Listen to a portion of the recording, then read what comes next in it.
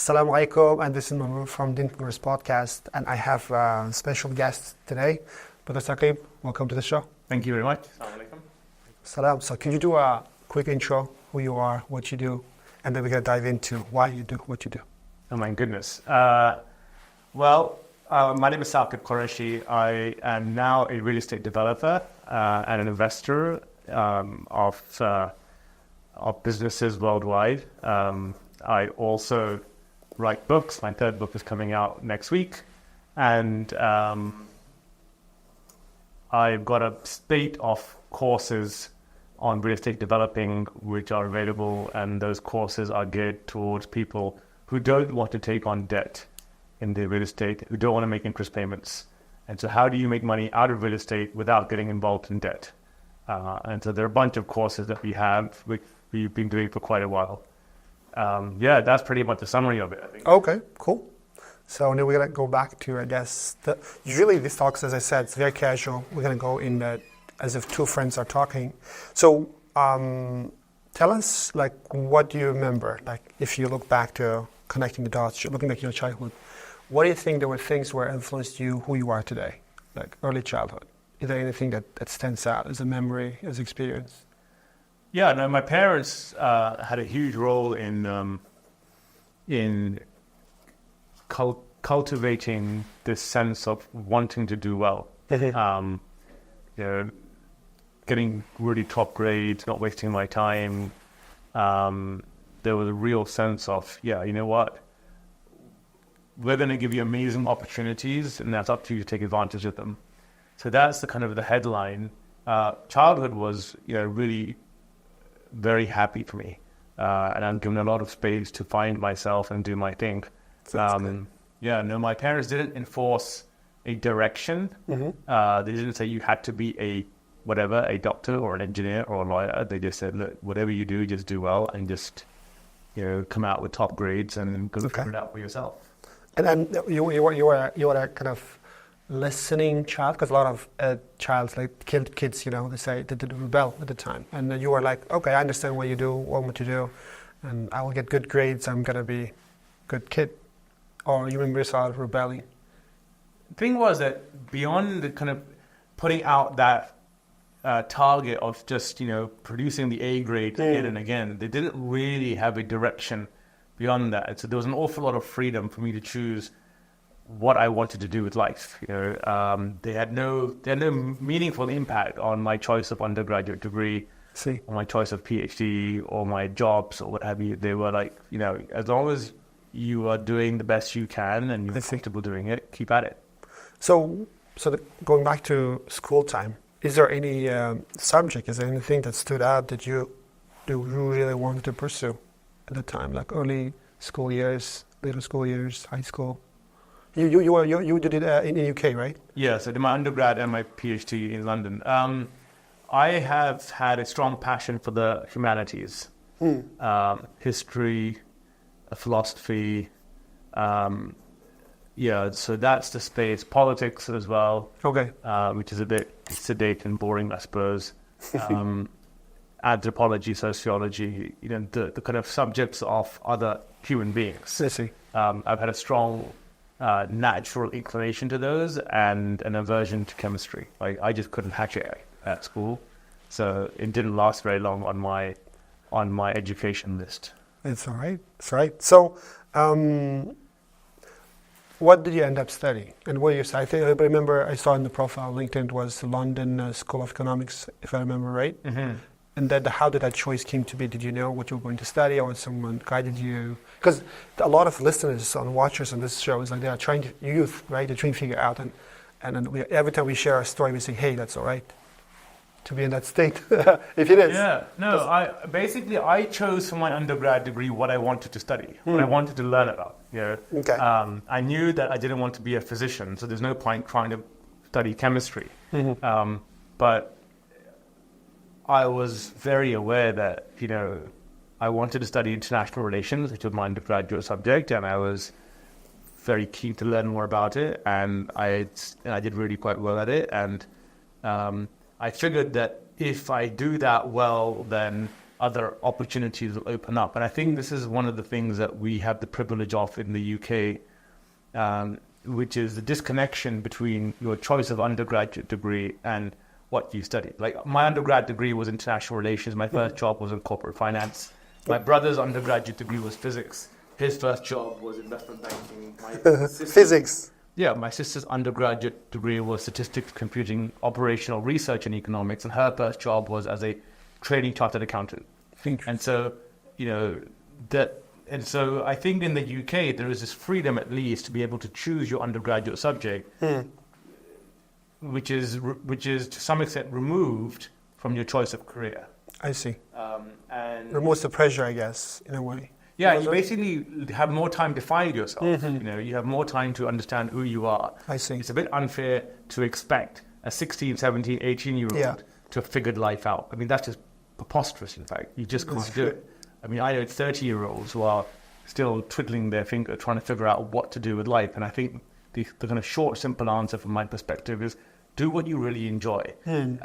Don't worry too much about the market. Don't worry too much about what's prestigious. Don't worry too much about, where that thing takes you. But at university, treat it as an opportunity to learn, because you're not going to find an easy opportunity to learn for the sake of learning after you leave university. It's really hard. Many people have ambitions to do a postgraduate degree and they can't because for many reasons. And many people want to keep learning by way of private study or have a book, that they go through every week. And in reality, they go through a book a year. So the point is that it's your last real chance for sustained, hardcore, selfish learning.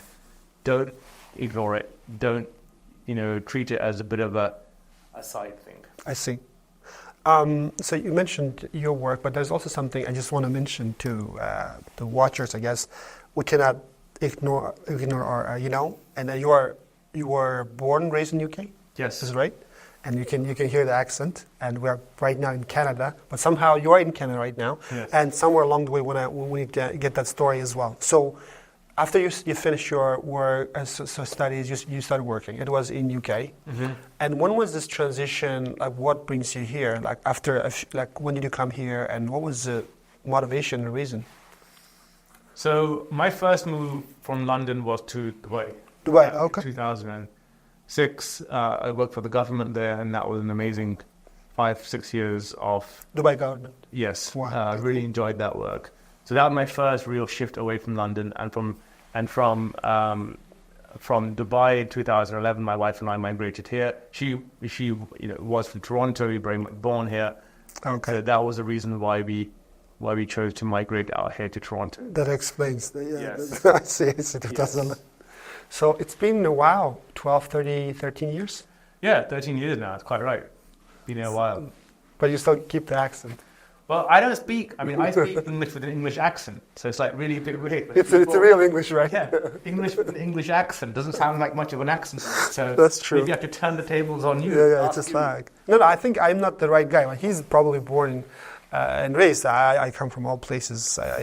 That's the beauty of life. So, like you started working at corporate jobs, but right now, as you mentioned at the beginning, that's not what you do. So what was the transition like? How was the transition? I arrived here in 2011, and I'm going to wind up that the traffic to and from work in this city was awful. Public transport was just a disaster. That's in 2011. It's gotten a lot worse since. And so I was like, I'm not getting involved in this traffic. And the taxes associated with employment in this country are ridiculous. You're basically working for the government. So you're commuting for the government and you're working for the government. Interesting. So I'm like, no, this is not really my cup of tea. Thank you very much. And I kind of said, right, I am not continuing. I'm not going to be employed here under no circumstances. Especially after Dubai, where there's zero tax. Well, there's zero tax, but also the work that I was doing in Dubai was really quite exhilarating. It was, the opportunity back then in Dubai was incredible. Working for the government, you really had. I had an exhilarating job, whereas over here, this is way more pedestrian. So it's a much more stable setup. It's not easy to get that kind of exhilaration out of employment. And so that decision I made, I'm not going to be employed. And from there, like, okay, I'm going to figure it out for myself. Let me ask a question, if you don't mind. I think that could be very interesting.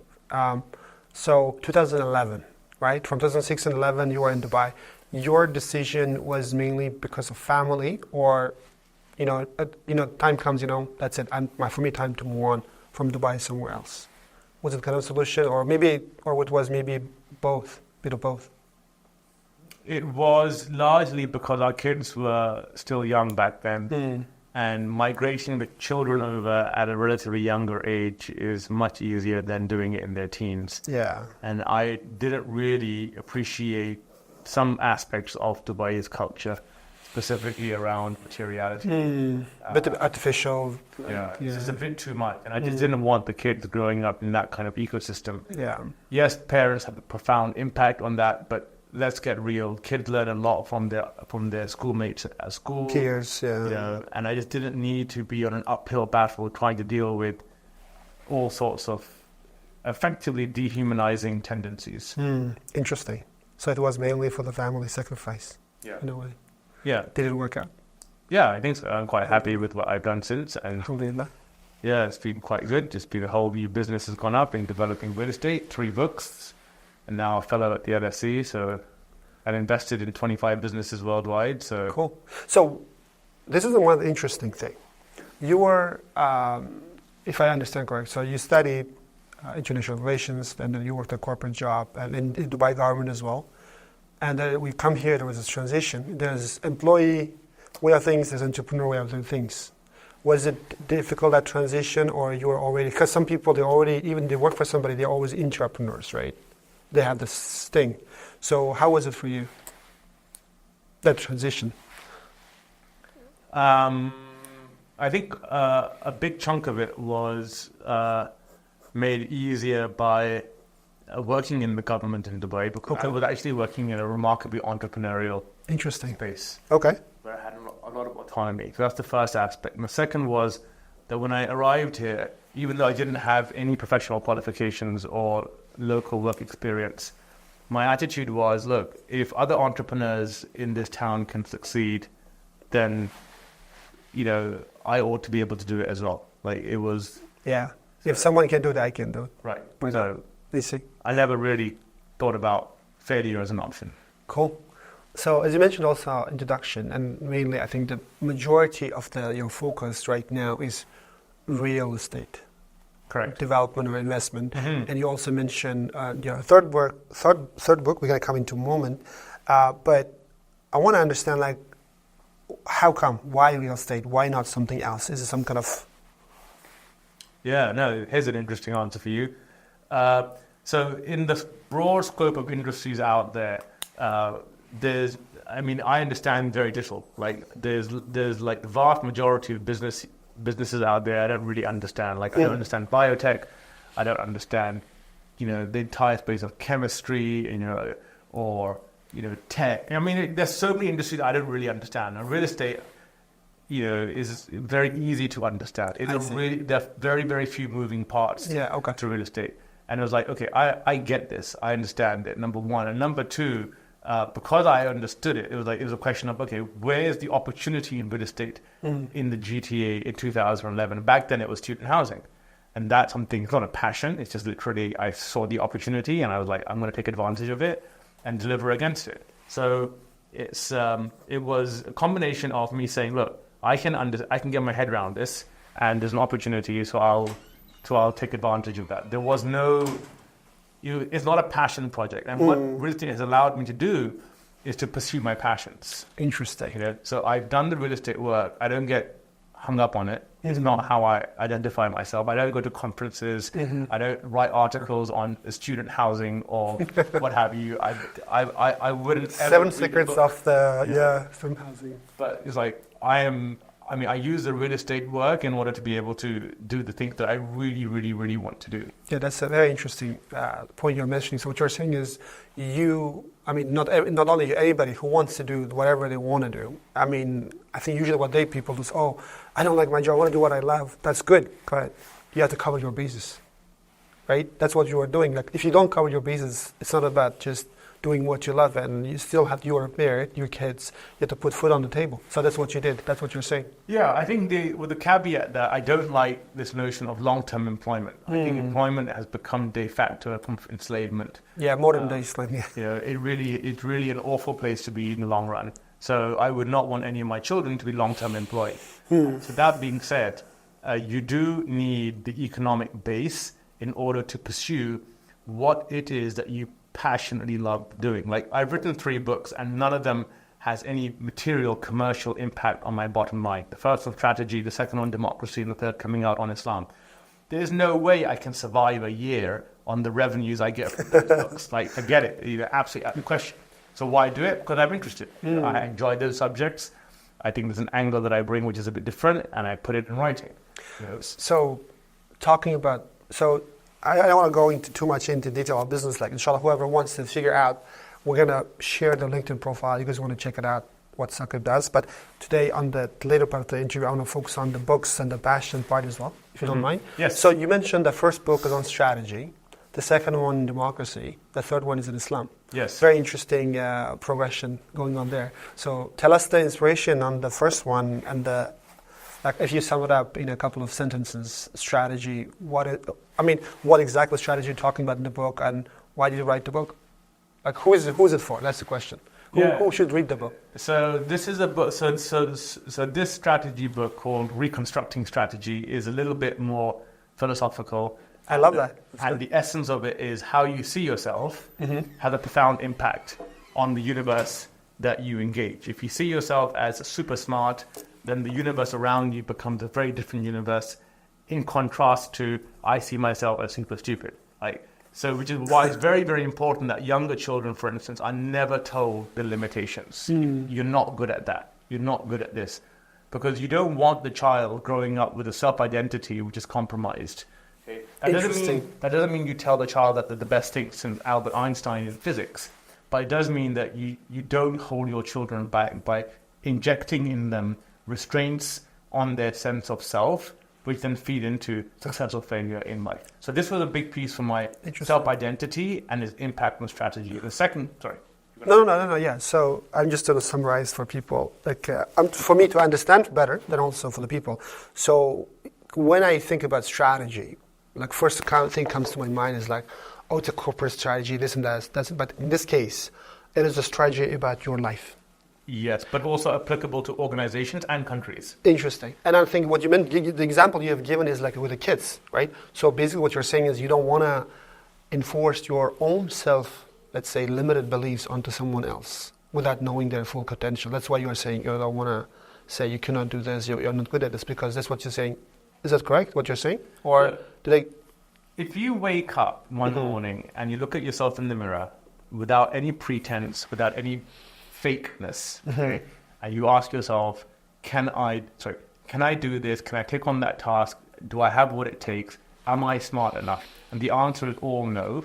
There's not a hope in hell that you'll get there. Yeah. And you can't fake that either. Yeah. You can't fake it. So really there's a bit of a vicious or virtuous cycle here, which is that your self-identity has a profound impact on your success in life. Absolutely. Which is part of the reason I think I grew up in a school from the age of 7 to 18 where your kind of limits weren't really imposed. Yeah. It was a sense of, if you want to go ahead and do it, you'll just go ahead and figure out. Do it. You'll go figure it out. And I think that's a really important point for younger people to take away, which is that under no circumstances do you get in the business of limiting yourself. Beautiful. You don't get into that business. I love that. So, and what is the name of the book? Reconstructing Strategy. Reconstructing Strategy. And where is it available for those who want to? Amazon and any other. And we also share the link. So, yes. So this is not just one of your typical strategy books. It's a strategy about your life, your internal dialogue, internal mindset, and we call it soul set and heart set. Not only for you, but if you master it, it could be helpful for your family and the future generations. So that's the first book. Tell us about the democracy. What's going on? So this is a book about Western democracy, and basically what I'm saying in this book, what I said in the book, was that we think we have democracy in the West, which is people power, democracy. Yep. We don't have people power. We're not even close. So the people are not in power in Canada or in the UK or in the US. the people don't get to choose when we go to war. Mm-hmm. The people don't get to choose their taxes. Okay. People don't get to choose the laws. They don't get to choose what are the priority spending. Okay. All we really get to choose, let's say in Canada and the UK, we get to choose an MP who then gets together with other MPs, chooses a chief executive who is effectively a dictator, because they command the executive and they pretty much influence the legislature and they decide what to do. We have no accountability there. Okay. If there is a transportation project with a 6-month late and $1 billion over budget, Who's responsible? nobody's responsible. Right? Nothing ever happens. I mean, if somebody in my team was responsible for a project which was 6 months late and $1 million over budget, there'd be heads. Well, the service that you get at Tim Hortons or Starbucks or at McDonald's is infinitely better than what you'll get in the public service. But it's odd because in the public service, you are forced to pay your taxes. You can be homeless, you are still forced to pay your taxes. Okay? And then there is a low performance output given back to you. Okay? Interesting. We don't have accountability, our government's ineffective, but more importantly, we don't have people power. The people simply don't have meaningful political power in the country. And so we can go on about, I can vote. I can vote for my MP, and my MP can make 1,000 promises, and in 4 years my MP will go away playing Xbox. We won't have any idea what the heck he's doing, okay? Until and unless he puts it out on his social media. Like, dude, that's not that. I mean, since when am I going to employ somebody for 4 years and say, give me an update on social media? I want to know I want to know who you're meeting. I want my MP to tell me his calendar. I want a video cam on on my MP's shoulder. Why can't I have that? Surely that's accountability. I'm paying his salary. I want to know what he's saying. He's a public servant. Yeah. But in reality, your MPs don't operate that way. And nor does the rest of the civil service, because 99% of your democracy isn't even elected in, which is your civil servants, the public servants. So it's like, okay, I'm not saying that we should change that. We may not. But what I'm saying is grow up and just don't call it a democracy. It's not people power. It's something completely different. I see. That's a very interesting observation. And I think what you just said echoes with a lot of people. Yeah, that's why you're frustrated. Like, look what's going on right now, right? There's something we want, and I think at this time of thing, a lot of students, you have heard, they're doing protesting and police is coming and taking, and they're just peaceful protesters. It doesn't make sense for us, but it's still happening, what we call this places. My question would be, I hear you. I hear and I agree. What would be a better solution in your case? Or do you have some kind of suggestions in the book? Like, what do you suggest? How can we do it better? So basically what I turn around, I kind of spin it on its head and I say, when we mean democracy, what is it that we really want? We want government which is accountable, representative, and is efficient with its taxes. That's what we want. Okay? So how do you make government efficient, let's say, with its taxes? How do you know that you put effectively half of your income per year, because there's income tax and sales tax and capital gains tax, so half of your half of your income per year goes into this thing called government. Okay, so how do you make sure that the government is effective with the use of money? Well, for the first thing, any government project which is over budget or late, you go after the person who's running the project. First thing that happens, and he gets fired. We're done. I'm sorry, but you aren't staying in government. Okay. What else can you do? Well, did you know that it's harder to get fired by the Canadian federal government for underperformance, okay, than it is to get a job as an astronaut with NASA? Wow. So all this are that bad? It's close to impossible to be fired from the Canadian federal government for... Once you're in. So who's paying for the underperformance? We are. I see. I'm paying. My taxes are going to people who are inept. Okay, so I don't want to be doing that. So why isn't there this kind of up and out? Why isn't there this kind of, we're going to slice off 5% every year or 4% per year of the weakest performing employees in government and say, look, guys, our taxpayers who happen to be children, they pay taxes as well on their sales tax. The homeless, they pay taxes too. They deserve the best. They don't deserve underperforming people who clock in at 9, leave at 5, and don't give a rat's ass about what happens in between. So why can't we slice off, let's say, the bottom 3% every single year, or bottom 4%? So there's some fire. Why can't we do that? Interesting. And have you noticed this thing mainly in Canada, or this applies to a lot of the Western or whatever the people they say democracies? So it's applicable across the West. I see. So my book focused on 5 countries: Australia, New Zealand, the UK, Canada, and the US, which have a very similar set of governmental cultures. Okay, in Canada, it's a bit more pronounced in some respects. Certainly, the inability of anybody to get fired for kind of bad performance is quite a big problem here, and I don't think it's going to get any better. I see. I just find it fascinating that if you're in the public sector, by definition, you are sick more days per year than you are in the private sector. I see. Despite the fact that you are working fewer hours. It's like, really, I mean, why is it that people in the federal government are sick for 5 weeks per year, and the private sector are sick for 2.5 or 3 weeks per year? I mean, what's going on? Yeah. So, like, we know what's going on, but why aren't the politicians getting on top of it? Because that's where we save our taxes. Why am I paying for people's vacations? That's true. Interesting. So, what you're saying is basically like, how can we do it better, right? That's the right question. Absolutely. That's the essence of it. Absolutely. Okay. That is democracy for you, and redefined for Saqib in his book. And the last one, Islam. Yes, Being Muslim Today comes out 7th of May, God willing, publication across North America. The publishers are Roman and Littlefield. You can get it from their website or any independent bookstore. Yes. Tell us the jump. This is a big jump. So my son comes up to me one day, he's at age 15, smart kid, reasonably well informed, and I'm watching football. I'm just minding my own business watching the Premier League, okay, Saturday mornings. I don't want to be disturbed. So when you say football in the UK, you mean soccer? Yes, Okay. ball and foot. And he says to me, Papa, is Islam a violent religion? It's a very serious question, 15-year-old. And at first I thought, you know what, I'm too busy watching this game. And then I looked at him and thought, that can't be a serious question. And then I realized he was actually asking a serious question. And so I went into my library, more than 200, 300, 400 books. And I was like looking for a book to refer him to. And I realized that there are 2 types of books that on Islam. One is propaganda. So it's like basically a bunch of writers who are trying to portray Islam in a certain direction without really any meaningful backbone or scholarship. And there's a second category, which is like really intense academic, almost like font 3 professor books written for MPhil students. And I thought, okay, this isn't going to work. So, quick question here, Brother Saqib. So when you say propaganda, can you be more elaborative? So what do you mean by that? Just give some, like, maybe you cannot mention the book, but just give example, like what type of book are you talking about?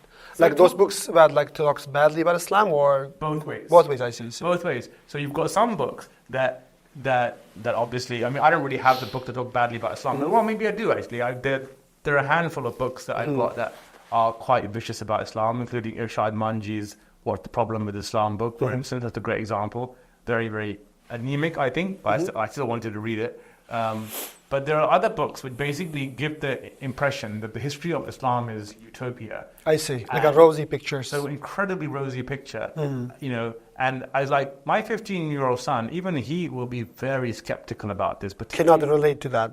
He'll be skeptical. The source materials are very poor. He doesn't need this. And so then I began the task of essentially trying to take the last 30 odd years of proper, meaningful scholarship. Okay? And we have to understand that we now live in an era of unprecedented information access. We have, in the year 2024, we have more access to more Islamic materials and primary sources at our fingertips, plus access to experts through email and WhatsApp than we have ever had in human history. That's true. Okay? You want to do a PhD on Islam nowadays, you don't have to travel halfway across the world for it. You really can do a huge chunk of it sitting on your desk and downloading manuscript and original files. And when you want clarification, you go to the professor. Hey, professor, can you clarify that for me? Okay, so we've got this. And so I thought, let's just take the last 30 years of really hardcore scholarship, robust stuff, the stuff that the average Muslim will struggle to understand because it's written with every second word, 6 syllables or more. And this is kind of make it accessible for younger Muslims so that we know, okay, as a mass Muslim audience, what serious Islamic academia knows.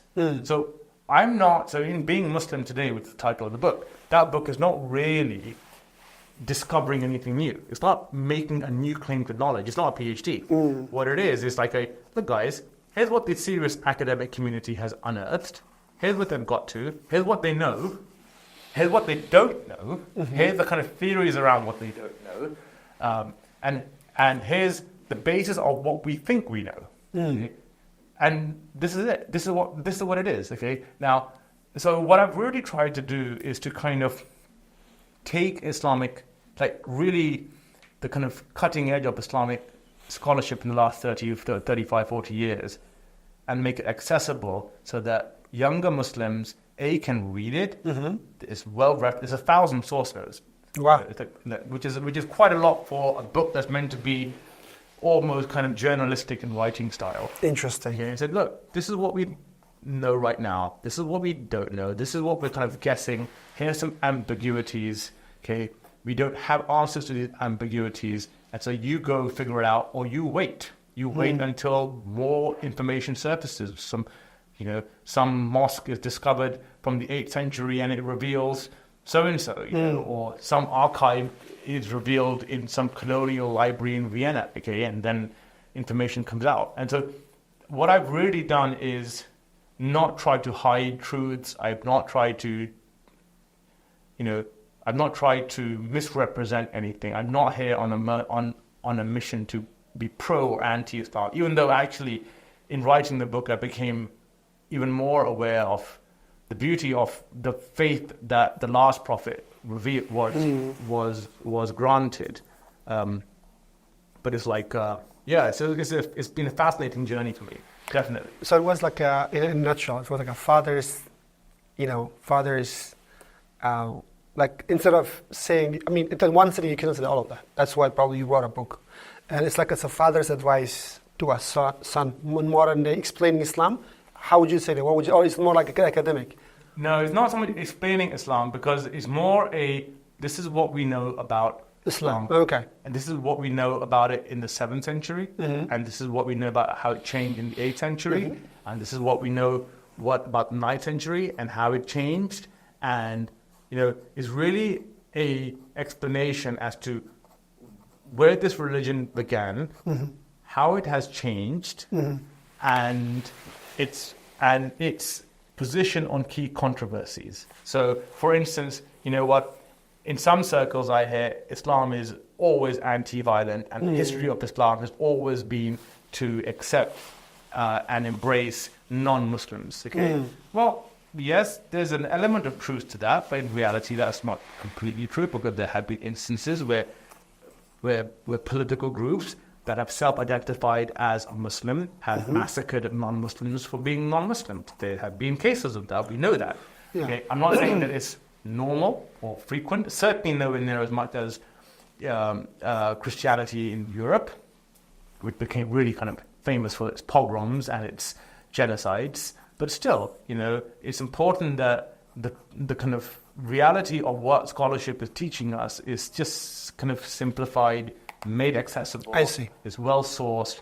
The people can go figure out for themselves, as opposed to, you see, the thing is, our generation didn't have Google on an iPad at every opportunity. I've got 3 boys. My youngest, who's now 13, just turned 13. Everything I tell him, he goes running off to his iPad onto Google. Papa, no, it's not quite like that. So I'll say, it's not good for you to start weight training at 13. That's easy. And so for the last 3 months, he's taken every opportunity to dig up a website. Papa, this says it's okay. These links are okay. And I'm like, dude, just zip it. And so this is a very different generation. And if you don't answer their questions, you lose them. Yeah, of course. You will lose them. And so this book is trying to answer their questions and not trying to make up stuff. It's just not trying to make up stuff.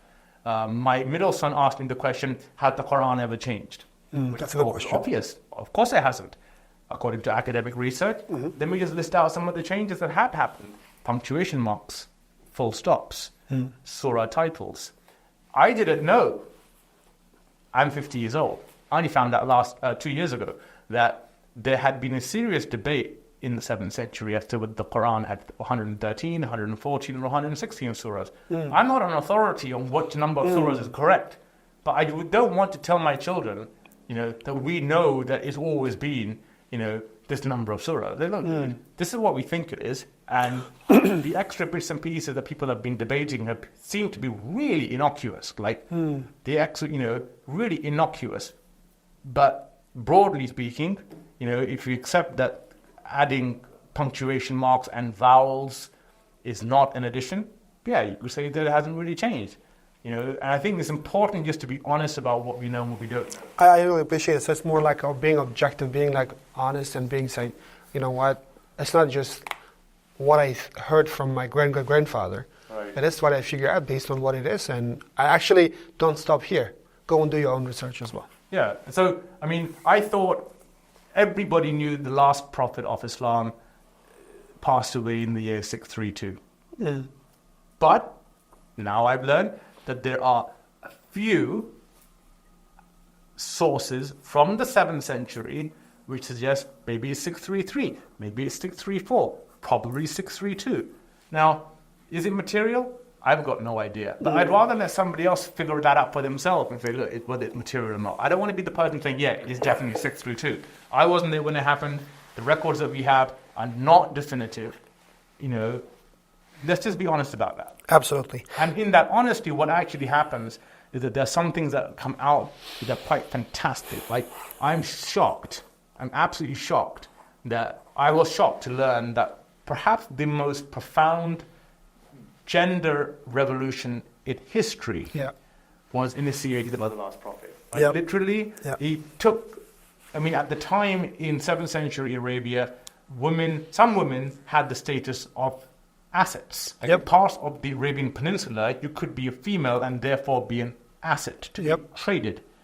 He took women in 23 years from the status of tradable assets to equality. And that to me, frighteningly powerful stuff. But that won't come out if every second thing is spray painted with varnish, false varnish. You've got to let the religion actually shine for what it is without sugarcoating nonsense to children. And particularly, like I say, this entire generation of Google fans. Honestly, I've had enough with my 13-year-old son and his iPad and Google. Yeah, so this what you just said, it resonates with me so much. The reason is that, as I was telling before we started, I'm originally from Uzbekistan, and I left my country when I was 20 years old. I was living in Denmark, out of all places, 17 years. And when as you said, when you're around that age, when you're living in a foreign country, you gotta question every single thing about yourself, about your culture, why you wake up, and especially from sunshine country to UK weather is similar in Denmark, like gloomy and rain and snow. You gotta ask existential questions. For me, to be honest, when I started journey, so this is a journey, right? Yours, you are telling you go to figure out. But for me, it was what? I want to be honest. I wasn't even when I left my country. If you ask me Muslim, I am. Yes, everybody is. I am as well. But when I started this journey, I wasn't really focusing on Islam. I was trying to figure out what it is. I don't want to go into detail, but it's just exactly what you said. What you did is actually in the book, more like a pragmatic approach. How do we tackle this thing? And so when your son is asking, is Islam violent thing? So instead of saying, no way. So, okay, let me figure out. Let's look at let's call a spade a spade. Let's look at the facts. And I can share you how I think, but you're more than welcome to do your own research, because I believe in the end, Islam is not just, or any actually, by the way, everybody has a BS, right? Everybody, what I mean is belief system. So it could be BS, it could be a good belief system, but so if somebody says they don't have a religion, they don't understand who they are. Everybody has a set of beliefs, how we live, how we conduct ourselves. But somehow, it's not only relevant to Islam, it could be anybody. A lot of people are born into some kind of religion, right? It could be Christianity, it's Judaism or Islam. But some people just took it granted just as it is, just so everybody is. For me it was, until it hit me really hard. And I had to question everything, and then I had to go back. I didn't want to start with Islam, because I thought I know Islam is in my country, the bad propaganda, by the way. It's like saying Islam is a backward religion, all the stuff. I said, I don't want to deal with this, and I go back to doing the research. So I did what you said. I said, I didn't even question the Islam. I'm just saying, like, why do I exist? Like, is there any meaning in its existence? And then it started with science, then it went to philosophy, and then eventually it went to, the religions. But alhamdulillah, so what I want to make a very important mention here is that it doesn't matter who you are, if you're Muslim or non-Muslim, and I think that, as you said, even your first book, Strategy, right, is about getting to know yourself. And democracy is about getting the society, but this one is, again, getting to even Islam is not just only getting know about you or society, but giving to something beyond, right? Allah subhanahu wa ta'ala, as we call it. So it's like a full belief system. So what I mean is that it has to be, it doesn't matter, it could be Islam or anything, but it has to be a decision. It cannot be just passive. That's why these questions are coming. Like we are conditioned Islam at home. They can hear Islam is this and that. That then media portray it different. That there's this dissonance, there's this dilemma, there's the conflict, right? Where it comes from. I think. Would you say that if somebody who reads your book, would you have a proper understanding how to do a research in their own way? It could be Islamic or anything else, but as a answer that question. If Islam is valid, if Islam is this and that, after reading that book. And so it's coming, inshallah, May 7th. May 7th, God willing, yes. Inshallah. And then, did your son read the book? He's reading it right now. He's just finished his university exams. Okay. He has a pre-published draft version. He's going through it. He's raising a few eyebrows. We've had a few more further conversations. And I don't mind being the person to say, look, I don't know beyond this, because the source materials I'm citing, many of them are like PhDs, many of them are advanced papers and what have you. So at least I can say to him, what you now have is a good 30 to 40 years of the latest meaningful, robust scholarships, answers to some of the key questions. I see. And if that scholarship is saying we know, or we don't know, or we are kind of estimating, and at least you also know that, because it's so important to know that. It's so important to be able to say, this is what we don't know. We just don't know about this.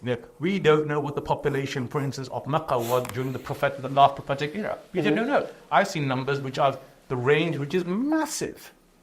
Okay, we just don't know how many people were living in Mecca during the era of the last prophet. So, inshallah, looking forward to hear from Saqib after his son reads the book. He's going to be satisfied with that answer he finds in the book, or he will raise more questions. But in any case, right, what's really important here, I think, what he's trying to do, instead of giving his son a fish, as, hey, this is my answer, leave it or take it, you're teaching him how to fish, right? He can go and look at the source and figure out this curve for yourself. Let me ask you one last question, this related to the book, so and all stuff. Like, does your book answer?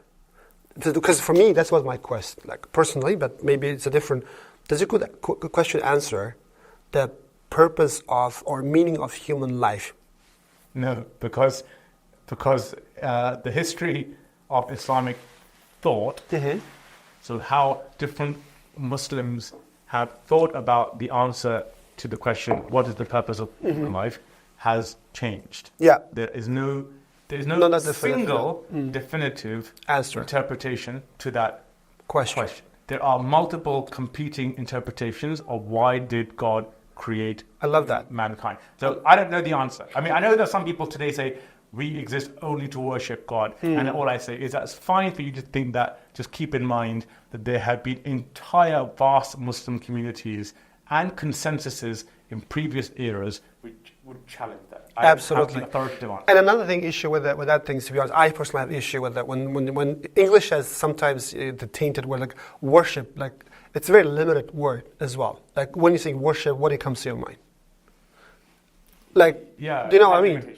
It has limitations, right? So, I mean, if that is the case, there's a challenge in the Quran. Like, I mean, we're not better than angels. Like, angels are already there. Why we do exist to worship? If it's like specifically meaning just praying, doing your sajda, then it's not the thing. So it has. So anyway, I don't want to go in deep. It is like a deeper topic. So, but does your book like give those things? So this is what we think and the different way of thoughts and go and figure out.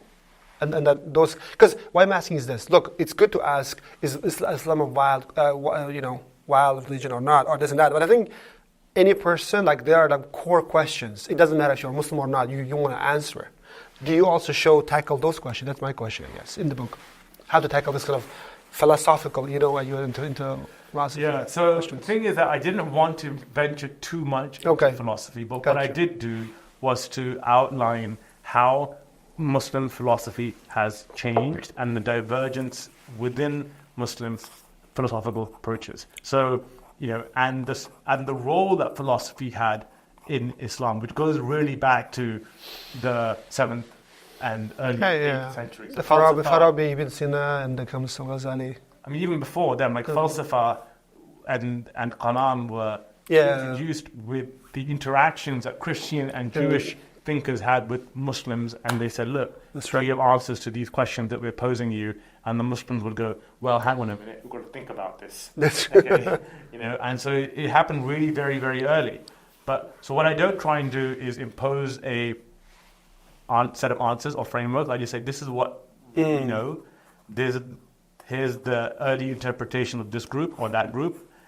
I'm not in a position to tell you which is authentic, which is clean, which is objectively correct.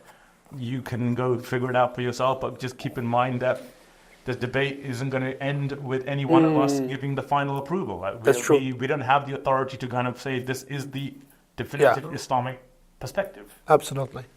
So basically, the book is called Being a Muslim. Being Muslim Today. And it's going to launch, inshallah, May 7th. That's right. And tell us where they can find the book. Any good bookstore will have it. So in Canada? Worldwide. Okay. Yeah, it's worldwide. Beautiful. I really appreciate your time and wisdom for sharing with us. Tell us, for the viewers, where they can find more about you or connect or follow, if they want to follow your work, your thoughts, So LinkedIn is a great place, but also I have a website, saqibqureshi.com. Yeah. That's another place that you can find me and subscribe to my newsletter on that, the saqibqureshi.com. Otherwise, LinkedIn is a great place to get hold of me, or Twitter as well. There you go. And until we see you next time, Assalamu alaikum.